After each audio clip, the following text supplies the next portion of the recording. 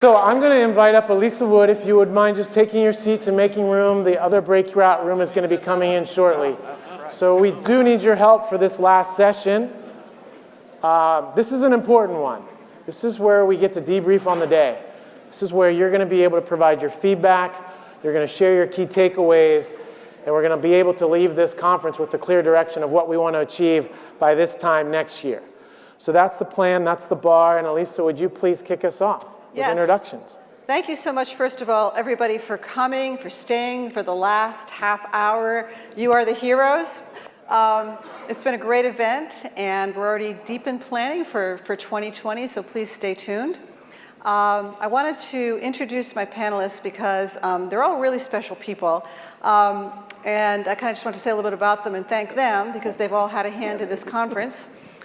Peter Asmus from Navigant.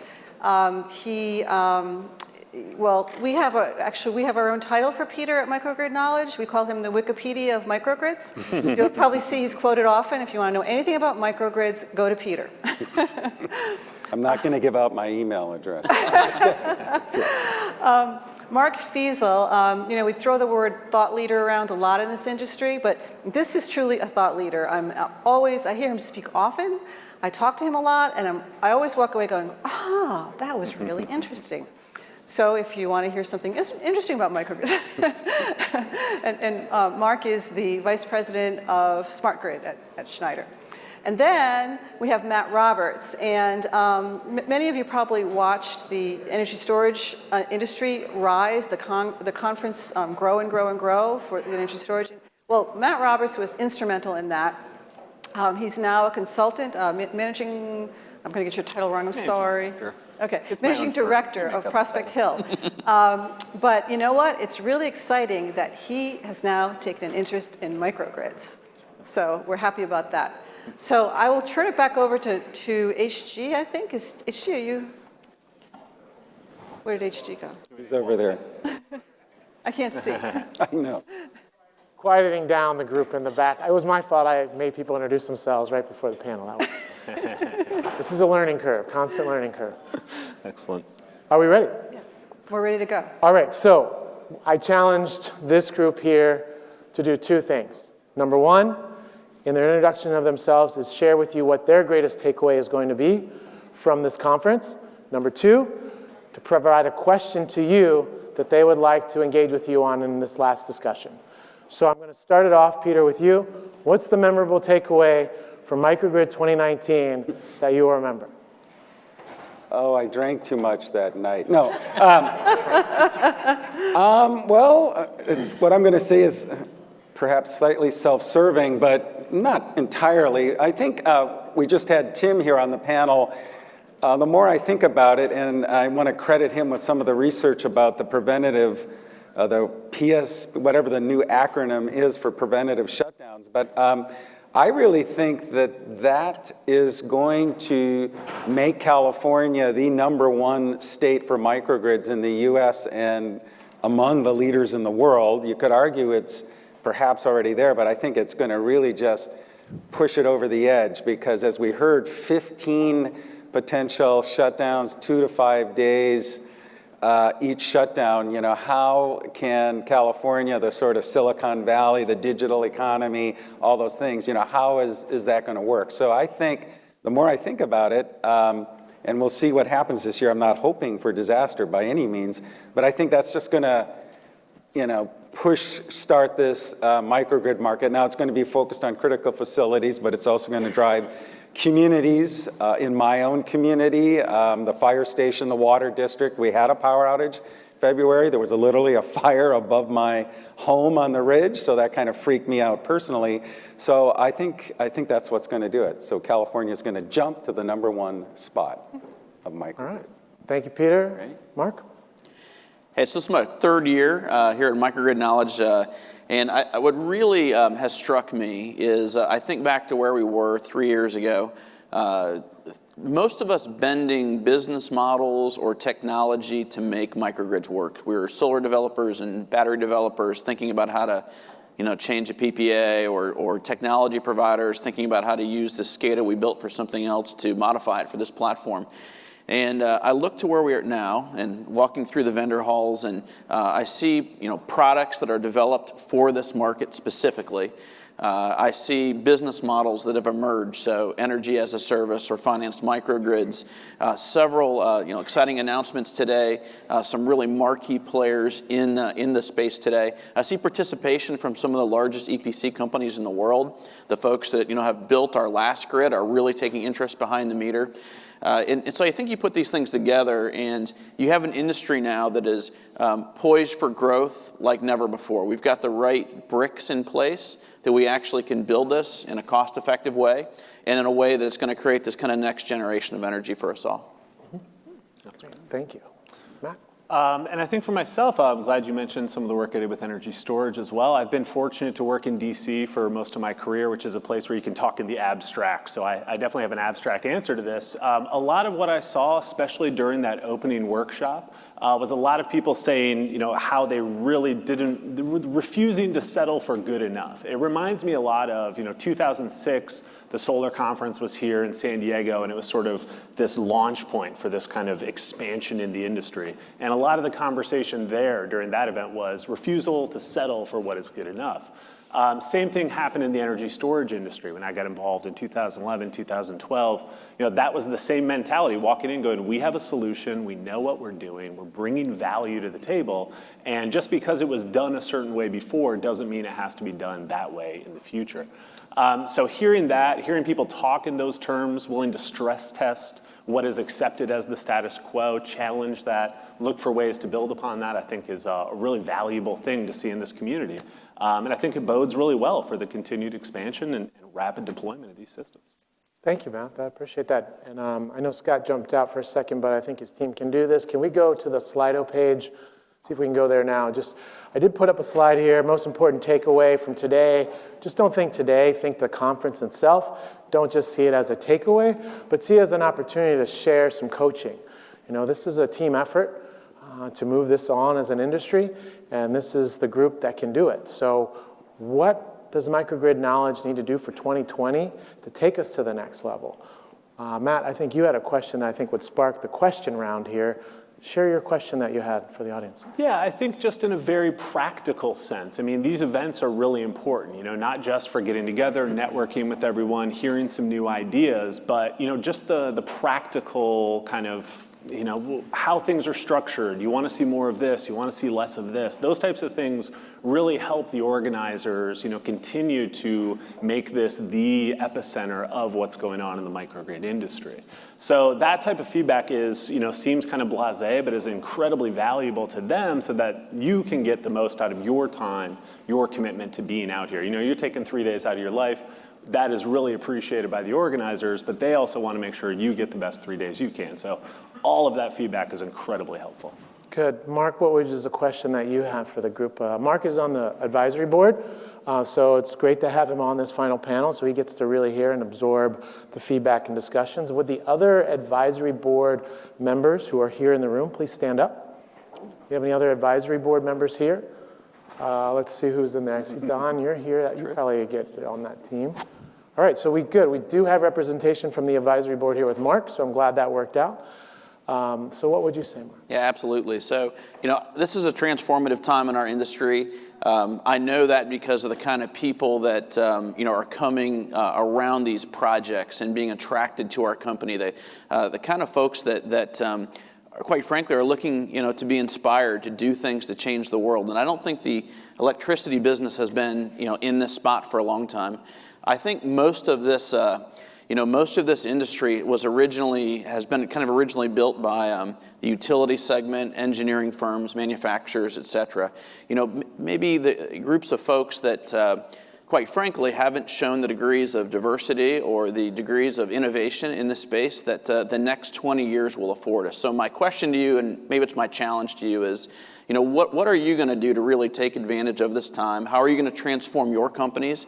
How are you going to use this as an opportunity to reinvent who your companies are, what your teams look like, and what kind of outcomes you're delivering for the world? Good. All right, we're going to do, let's take a moment. That's good, two good questions right there. Let's get some reactions, then we'll come back to you, Peter. Apparently It'll be- Drake is one of the, I was going to say, Canadian rappers are really big He just in keeps micro. showing up. Yeah, he just keeps showing up. So let's get some reaction. Let's get this two-way communication going here. We've asked for your feedback. What are you feeling from this? What's an important takeaway you want to share with this group as our last moment really to be together like this? Can any of you, someone just raise their hand and kind of open up the dialogue and share? All right, yeah, is that Brian? Yeah. All right, let's get that beach ball going. We're going to see it as a beach ball. There you go. That's what I'm thinking. Whoa. All right, there we go. Good arm. That might be the longest. I'm impressed. So 4 years ago, when we were a quarter of the size and we were talking about microgrids, we heard a lot of the same presentations. We heard, well, we were at this university, or we were at this hospital, or at this military base, but it was kind of the same project over and over again. It was interesting and informative.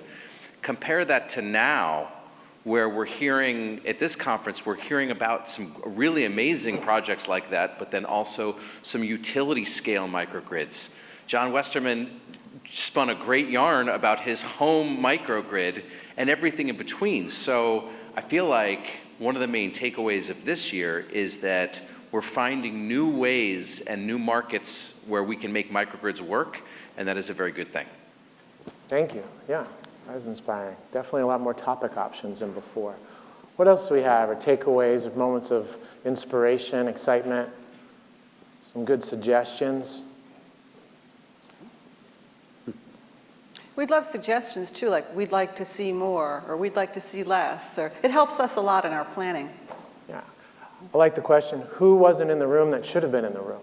Let's just throw out some ideas.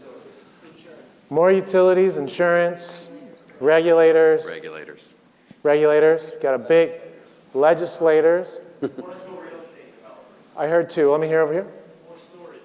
More battery storage, and then over here I heard? Commercial real estate developers.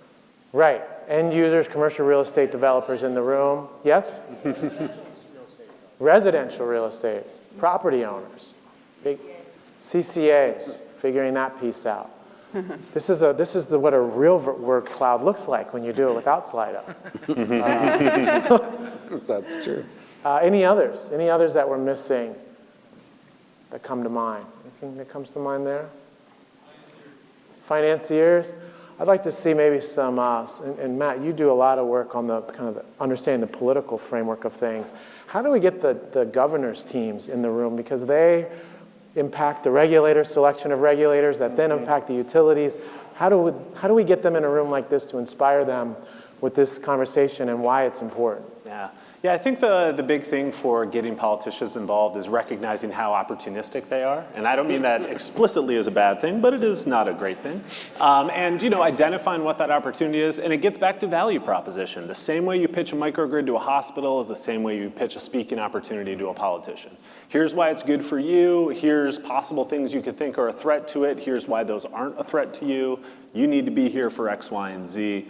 So when looking at those types of things, I mean, that really is the way. It's a value proposition pitch and say, this is valuable to you politically because X, Y, and Z, we're going to bring these people to the table. Here's who's going to listen to you. And that's really the way that we were always able to, or not always able to, but many times able to get some of those political figures to get in the room. So. Thank you. Elisa, you were going to say So I something. was at our advisory board meeting the other day, just half jokingly, we said, why don't we have a bring your own regulator day? Yeah. Half jokingly, because if you do have a relationship with regulators, lawmakers, and you think you can encourage them to come, we will help you in any way we can. Let us know. It's a big country. We can't cover it all. We don't know everybody who's interested in microgrids or should be interested in microgrids. So. Let us know if you would like to bring your own regulator. Yeah. Well, actually, following up on that, I think what Tim was saying before is, because going back to California, the wildfire threat, it's true that it would have been nice if Governor Newsom would have been here to hear about microgrids, but I think there is an opportunity about the value proposition, not again to just focus here on the state, but I think this wildfire issue is going to get people up. I think you're going to see more residents. I already know of some people in the community I live who bought a battery because of the preventative shutdown. They already had solar. So I think, and who knows what's going to happen with the next hurricane season. The climate change now seems to be an even bigger driver for microgrids than we even ever imagined just a few years ago. That's true. There's a gentleman who started the Connecticut incentive program, and his name has left me at the moment. Maybe one of you know. But anyway, he had an interesting saying. He'd say, if you want to know where the microgrid market is going, follow the carnage. Sad but true. And California, I think next at Microgrid 2020, we are going to be talking a lot, even more about California, even though we won't be in California. Right. Yeah. Where are we going to be? Do we know? Maybe. Well, we're looking at a few places. We are heading back to the East Coast. Yeah. That's about all I'll say for now. Okay. We'll let you know very soon, though. Yeah, okay. I can get everybody talking if I say, shout out your place you'd like to have it. This room would- All right, we got a suggestion. Which one?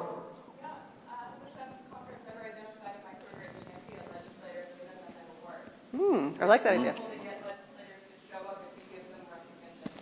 Good idea. Great That's a idea. very good idea. Yeah. Good idea. Rewards. I like that. All right, I'm going to come over to you. It's an underhanded toss. I'm glad I'm not the guy who dropped it for the first time. Local fire department, wherever you have it, bring them in to talk about what their concerns are. Sponsor them to show up and talk and give their side of what they see and their concerns are. I think it'd be an interesting discussion, Q&A. Or more broadly, just AHJs in general, right? I mean, just all those folks. Yeah, but not, that's true, but Yeah. specifically Brian, the that's fire right. department, because, they're the ones who have to step into it when something goes wrong. Yeah, I like that. I like in general just the ability to increase the human factor to this discussion. I think we can't go wrong making this really bringing the humanity out in what we do. There's so many, unfortunately, opportunities now to engage with people on the front lines of these issues that can tell you stories. I remember in Miami at the Caribbean Renewable Energy Forum on resiliency, one of the speakers talked about how he was in a bathroom with his brother, and they had to be back to back bracing the walls because they thought the walls of their bathroom were going to cave in on them and they were going to die. And when you hear a story like that, it's just very impactful to what's the work we're doing here together and what it's about. So we had someone over here, please. I think as a group, STEM initiatives for that next generation, bringing them into this sector and this space is really important. So that might be something we want to tackle as a group. Great idea. Yeah, even just having I remember one of the discussion leaders said, well, essentially saying I'm younger than most of you here, and this is really going to affect me more than you, and the ability to have in the room expressions of youth, which is also why we're doing this. So I think that would be inspiring and bring out the best in us. Over here, there it is, perfect. Hi, I'm Tom Pasakis from WindConnect in Australia. So we've come a long way, Tim and I, we're business partners. Very enthused about what we've heard on the benefits and the value proposition of smart microgrids. Can you hold that closer to you, please? Sorry? Hold the microphone closer to you. Is that better? Yes. Okay. I'm usually a lot louder than that, but I'm behaving. But what I heard over the last 2 days is, how do we justify the cost of establishing the microgrid? And I think your job would be a lot easier and finance will be much more readily available if you can turn a microgrid into an ongoing revenue stream forever. You will find access to capital a lot more easier to come.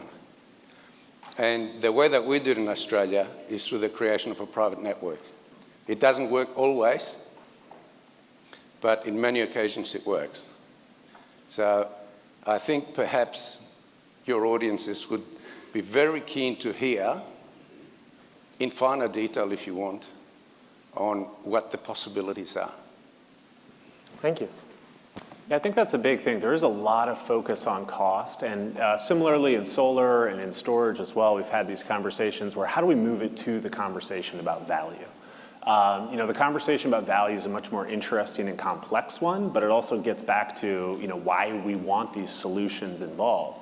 A microgrid at a data center is incredibly valuable. Downtime at a data center can be measured in the tens of thousands of dollars per minute that is down. So if we're looking for a way to justify the cost of something, that is an immediate way to do it. Also why most data centers have a lead acid battery attached to them currently, or some other type of storage solution. Right. When we're looking at these questions, cost obviously has to be overcome. We have to figure out how to finance it. But it's access to value that really slows down the development of a lot of these energy industries, and being able to access that money that is already there. It's already happening. It's either losses or revenues that could be sustained. And figuring out how to capitalize on those is incredibly difficult, and usually limited by regulation, and sometimes just people's ability to dream a little bigger and think a little bigger about the projects they're doing too. Yeah, I wanted to follow up on that. I guess I didn't get to my most important takeaway, but it relates to that, and that's the new acronym. And we have a lot of acronyms in the industry, but VOR, Value of Resilience, goes back to the workshop we had, and I still think that Microgrid Knowledge, or this whole community, could play a role in trying to figure out that's the value proposition. As I said before, it's ironic that the main value that a microgrid provides right now, that value is zero, so we're having to justify the costs and talk about the value of the microgrid, even though it can do all these other things. But what would be the framework for VOR? And even though it's going to have variation regionally, but if there was a common framework that then people could plug in, whatever data or however that formula might look like, I think that would be a great exercise for the community to try to come up with something, and then that could spread to legislators, regulators, et cetera. Yeah, I think that if you think about some of the effort that's been done to do that as an organization, as a group of folks attending this conference. Thinking about how might we back those organizations that are putting together those frameworks. So, the one that we've been working on, and as have others in the room, is the PEER standard that is part of the U.S. Green Buildings Coalition. So it's adjacent to the LEED standard. And I think, it's pretty well accepted that LEED has been a success, right? That property owners, that tenants recognize the value. I can tell you that Schneider Electric will not rent property in a space that isn't LEED certified. Hence, the folks that increase their standards to LEED, their property is worth more. PEER adds resilience to the efficiency and sustainability equation. And maybe it's not a perfect standard, but I think that at least it's a place for some folks to start and think about how that might help us all bring this value of resilience back to the community. Yeah. And I will say on LEED too, I'm one of the foolish folks who actually fought LEED when it first came out, but the reason I fought it was because they used to value things in a really weird way. These are programs that will evolve over time. When they initially came out, a solar panel was worth the same amount of points as a bike rack was. Now, there could be a case where you could, do all the math around that, and perhaps you could get that to work out in different scenarios. But, we really just got to kind of throw the hat over the fence and say we're going to try and get this number, and we're going to get as close as we can to it, and then we're going to refine it as we continue to learn in real-world scenarios what makes a difference. And at the end of the day, LEED's a fantastic program, and hopefully us being jerks and arguing about it help them get better over time. But we'll give you the credit. Yeah.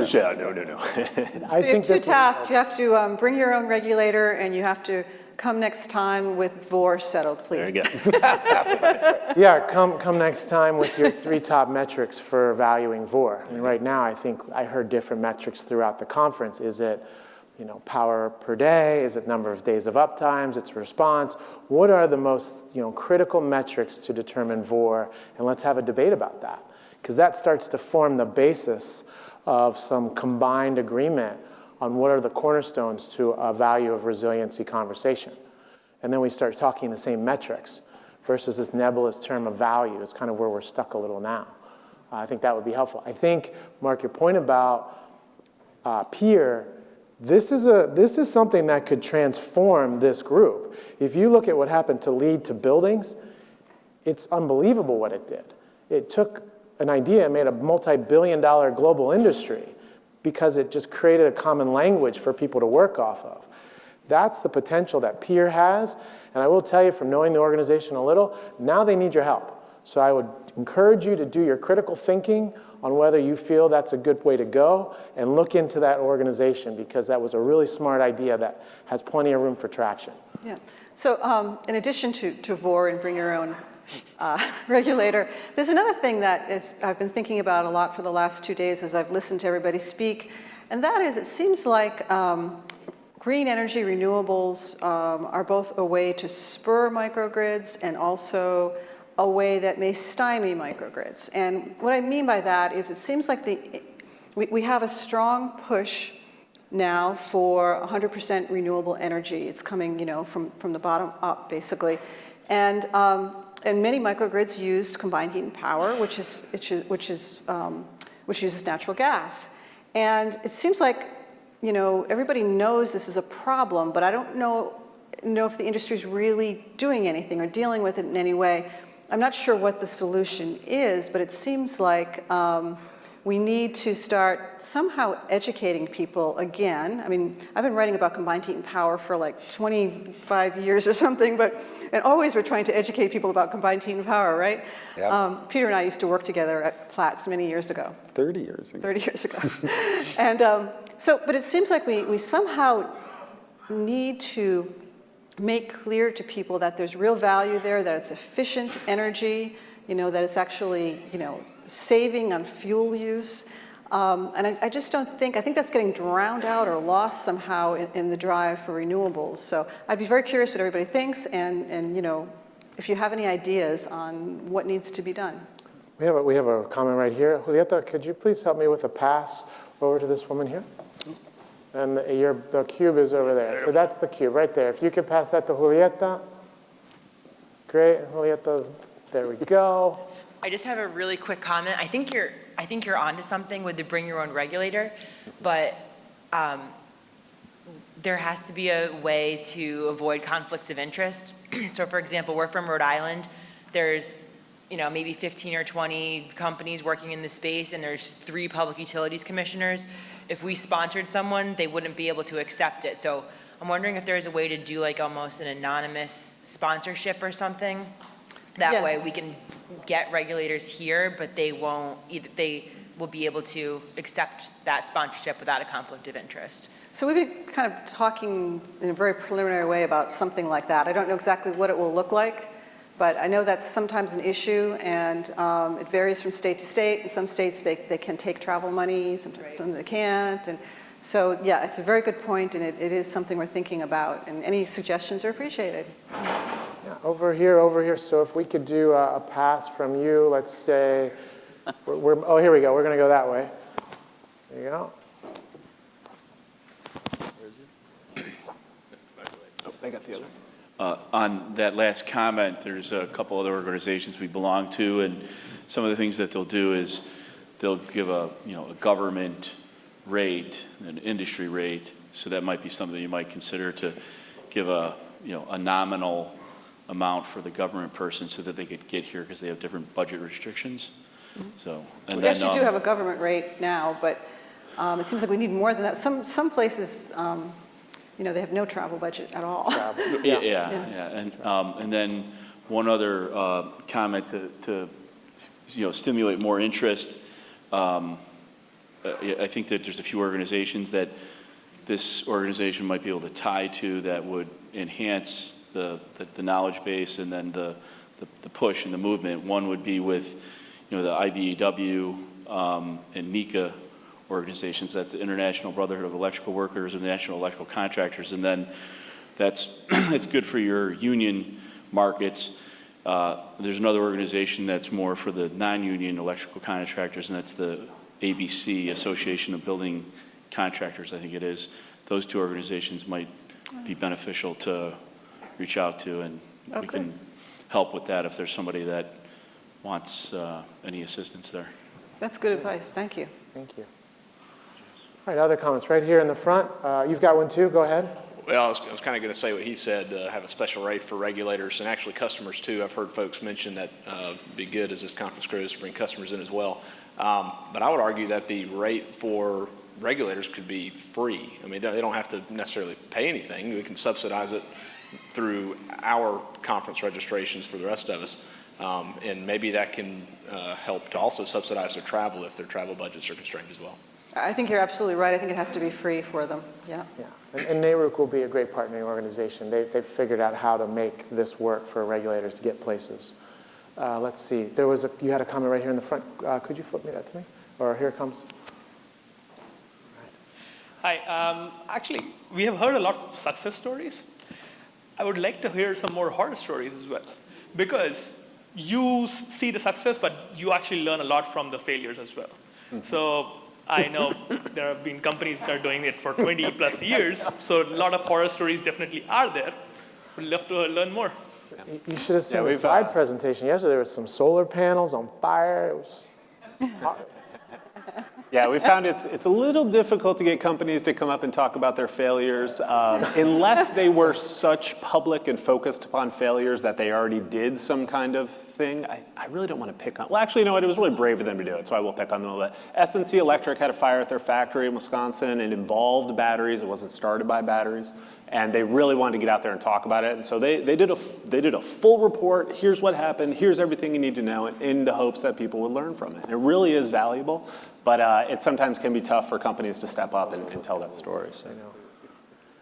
We have a comment over here. Yeah, Robert Ferber with Worcester Energy Engineering. I hear and agree with the point that we need the regulators to be here, but I also don't want this community to then defer the hard work of writing the rules. We need to make sure that we have a say in this, and it's almost an opportunity that the laws haven't been written yet.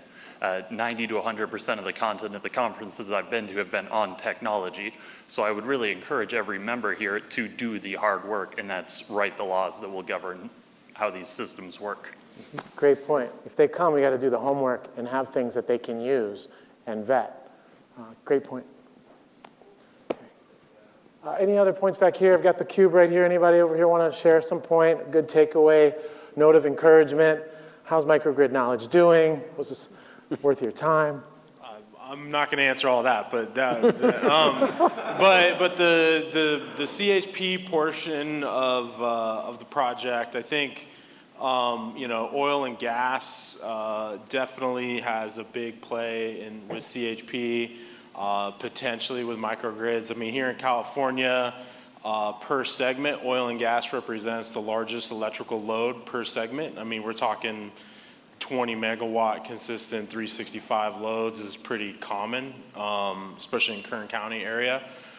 So I think, looking at that, and then as I'm sitting here and just have heard all these things, and I'm trying to like piece together all the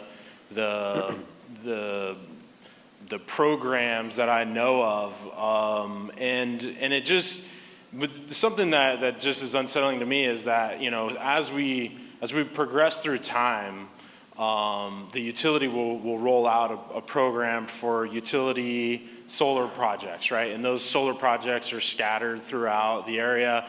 And then all of a sudden now we've created this big duck curve. And then there's a knee-jerk reaction. Okay, now we gotta put battery energy storage in strategic locations all throughout the grid.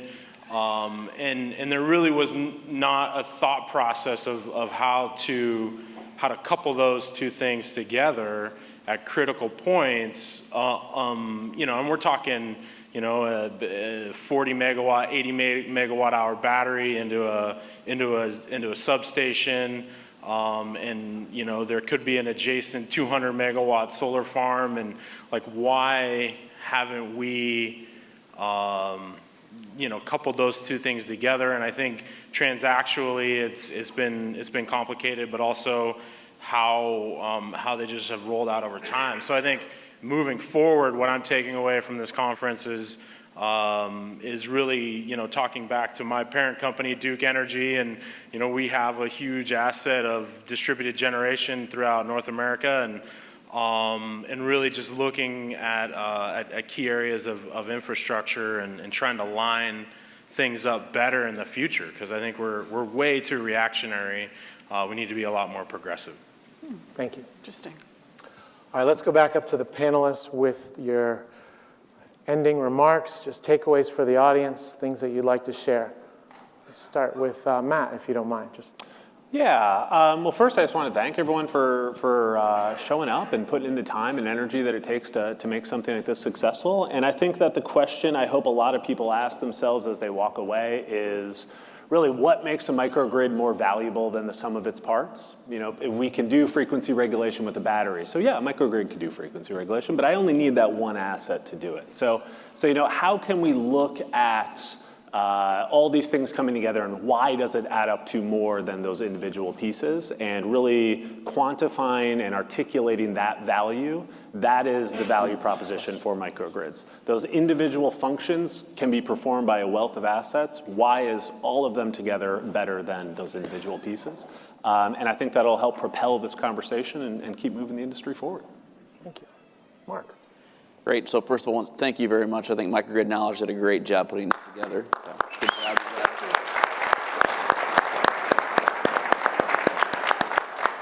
And I guess the only word of wisdom is let's not forget, I truly believe this is a consumer-driven opportunity that we're part of. This is not some top-down regulation made it happen, or utilities made it happen, or big engineering manufacturers made it happen.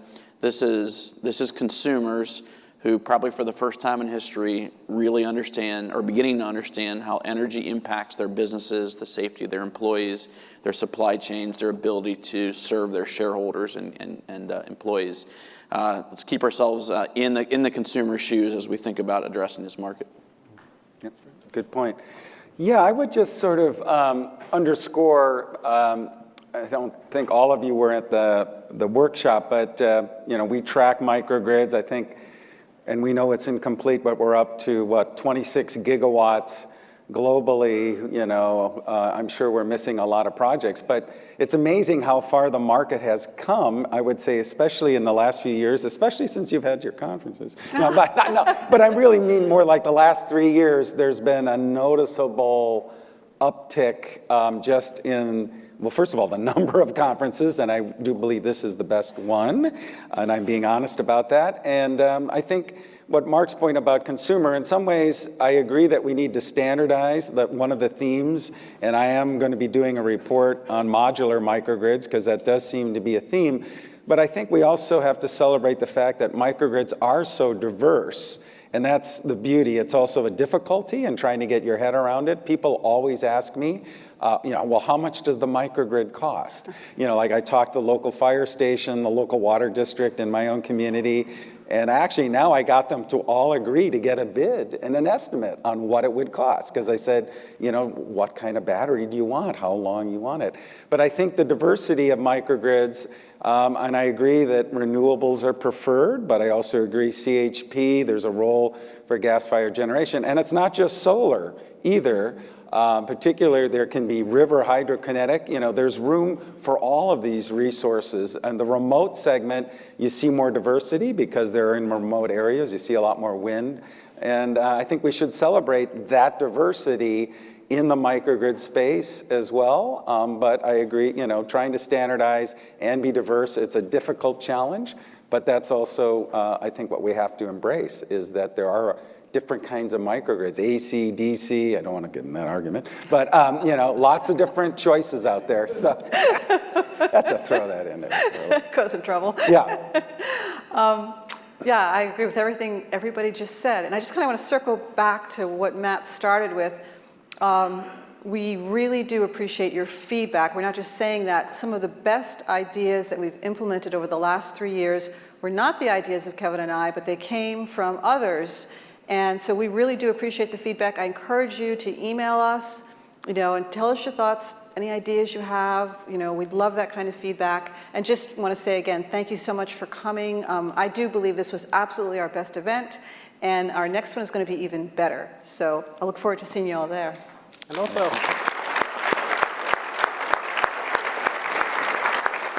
all right, well, I like to hold this saying in my mind is that great leaders can lead people, extraordinary leaders lead extraordinary conversations. And we've got about 12 months before we're back together. Let's stay on the field. Let's not get in the stands. Let's work together. Let's keep the momentum of this conversation going. If you identified someone who needs to be next to you, help them be here next year, right? If you saw someone not on that sponsor list, encourage them to be a part of this and sponsor this. Let's continue to do what we've done over these past days and make it grow. We have the ability to collectively create a legacy definitely worth celebrating together. So thank you so much. I want to do some rounds of appreciations now. Will the AV team in the back please stand up? Don and the logistics team. Let's give you, yeah. Thank you very much. Will the microgrid knowledge team that's in the room please stand up, acknowledge yourself. Kevin, Normando, thank you over here. Veronica, maybe you're here. Who else is here? Excellent. Elisa. All right, I want to thank all the sponsors. Will all the sponsors stand up? So we're going to stand up and leave it ultimately. All the sponsors stand up. Here we got sponsors. Thank you. You don't have to sit down. Excellent. Excellent. And finally, will all the attendees stand up? Thank you. Thank you very much. All right.